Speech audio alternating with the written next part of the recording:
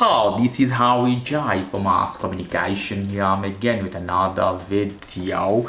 In this video I'm going to show you how you can install WhatsApp Messenger to your Samsung Galaxy S25 Ultra. So in this case you have to go to Google Play, search what is Google Play. Here we go. You have to have Google account to download anything from Google Play. If you don't know, check the video description how you can make Google account. Hit Google Play. Here at the corner type WhatsApp. Here we go. This one here, install WhatsApp. Hit this one. It's done. You can open here or you can go to. So now hit WhatsApp.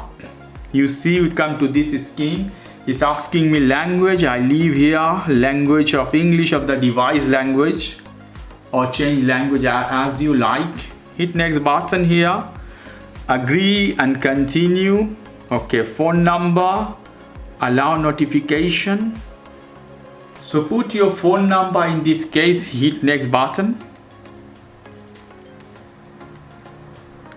Verified, click continue. Continue. Hit allow. Allow one more time. Allow all. Hit continue, security and protocol if you want to do that. You don't want to hit escape button in this.